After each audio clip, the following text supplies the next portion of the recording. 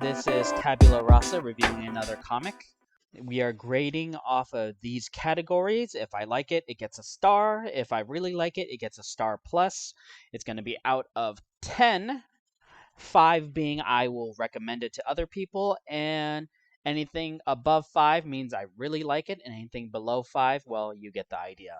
This is Tabula Rasa, and today we're going to be reviewing DC Comics Festival of Heroes, the Asian superhero celebration. Now, to be honest, I wasn't really planning on doing this today, but because it came out and you got to get on that trend bandwagon, I might as well do it today. So, this is an anthology of stories featuring Asian superheroes in the DC world.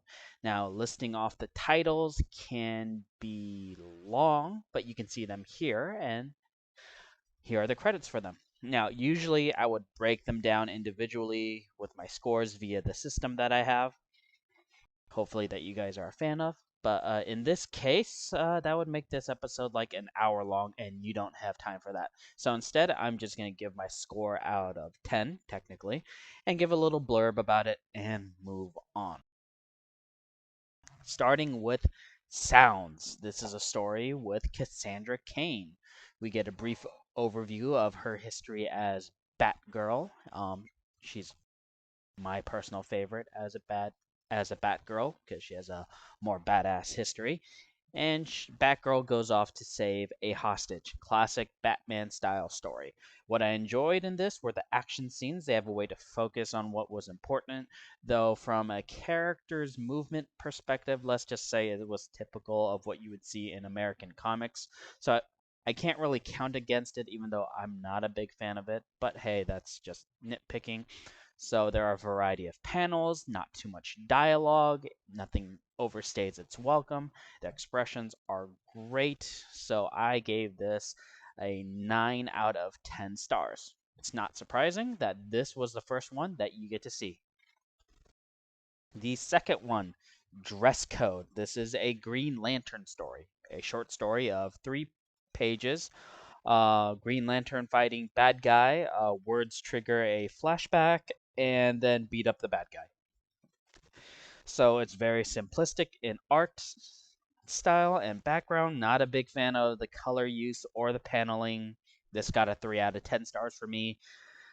And here's the thing, you can get away with no high technical art if your story was good, but the story in this was like, it's okay. I mean, I don't even know which Green Lantern this is without Googling. And yeah, I hear you for some of you who will watch this in the future. You're not a real fan. Well, Oh, fuck off! next story is Hawk and Kong. Here we have the Green Arrow, the new Green Arrow, I guess, and the new Superman. And it's kind of a team up of sorts. They have a buddy cop kind of thing where they're at odds. Pretty fun. Fight a giant robot thing. It's fun. Colors and background are done pretty well.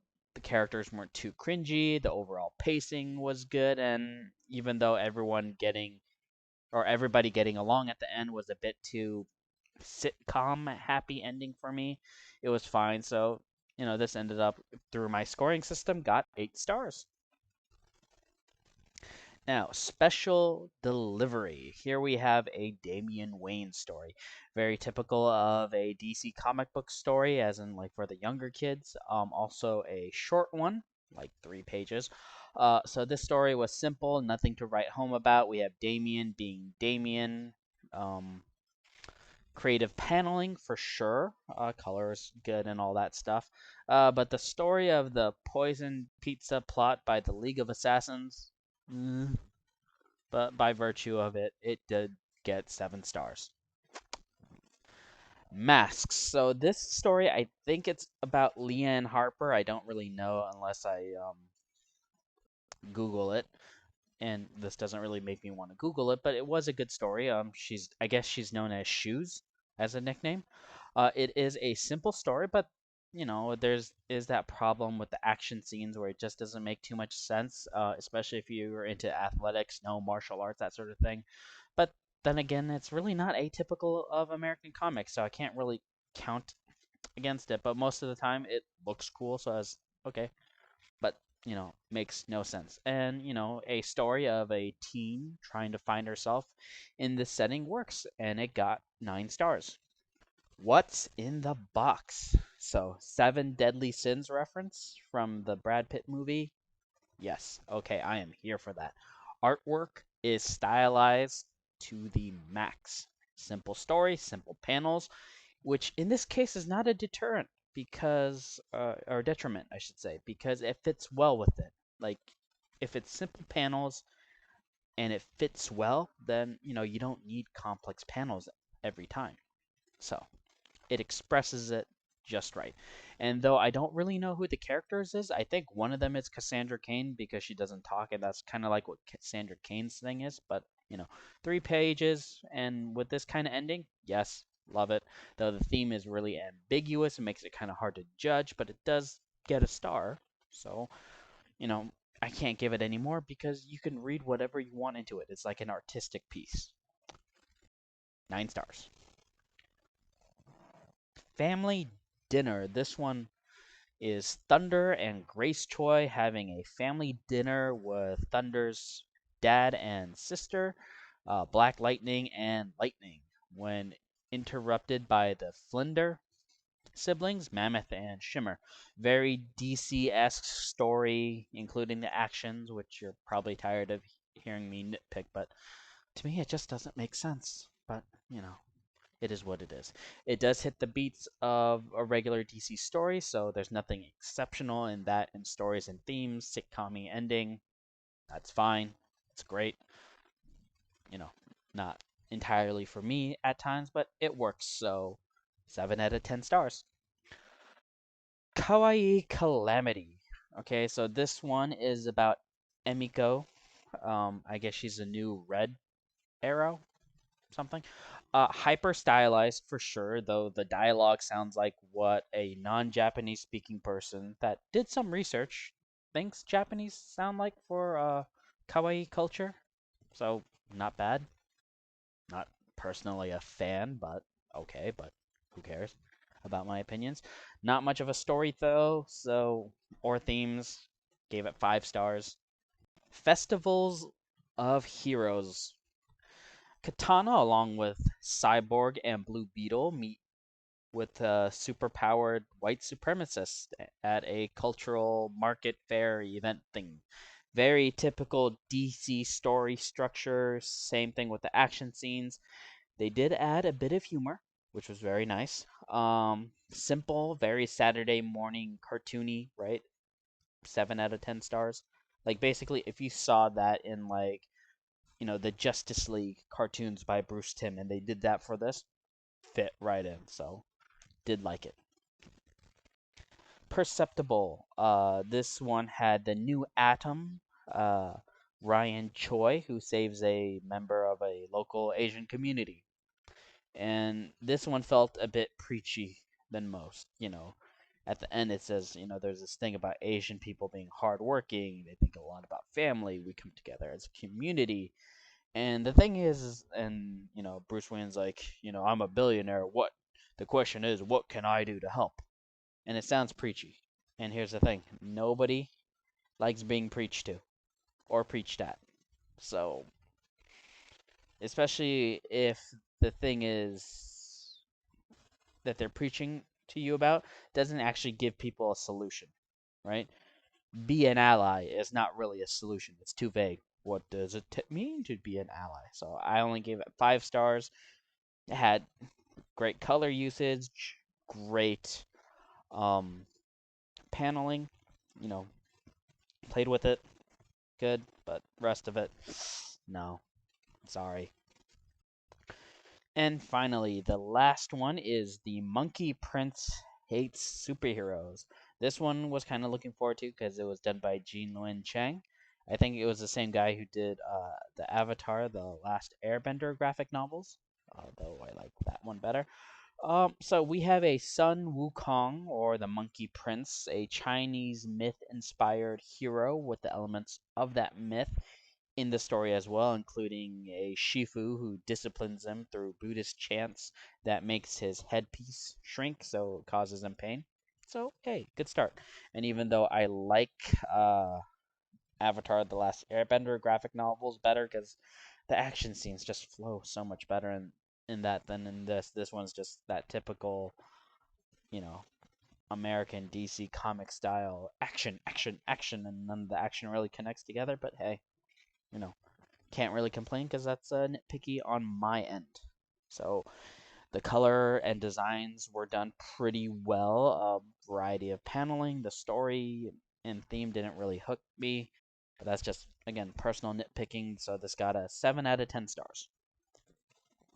Now, overall, I did enjoy my purchase of the book on Comixology, which they are not a sponsor. But hey, maybe if I keep doing this, they'll do throw throw me a bone, right? So if one was expecting that it would be the stop Asian hate, the SJW stuff, and especially if you're on Twitter or YouTube or the rotten end of it, which is a lot of Twitter and YouTube, you might think that this was what the book was about. And you know what? It's not. It was nice that it was simply stories that were centered on Asian superheroes, and it's not because that they were Asian. Thank God that there was no any talk about you bring great dishonor to your family kind of stuff, you know, or community. I mean, not the community part, but you know what I mean. That stereotypical honor, family, dishonor kind of thing. So that's nice, and a lot of play with the color, a lot of play with the panels, expressions of the characters were pretty good. So, and that was unexpectedly the reason why I gave a lot more star pluses in the paneling and the color and the characters. So that was pretty good. Story wise, it was a hit or a miss with me, and the same thing with the themes. And seeing that my system itself 5 stars means I'm gonna make it recommended because it hits all the basic beats, right? Anything above 5 stars is just my personal opinion, basically. Uh, so most of these, if they were single issues, I definitely would recommend them, right?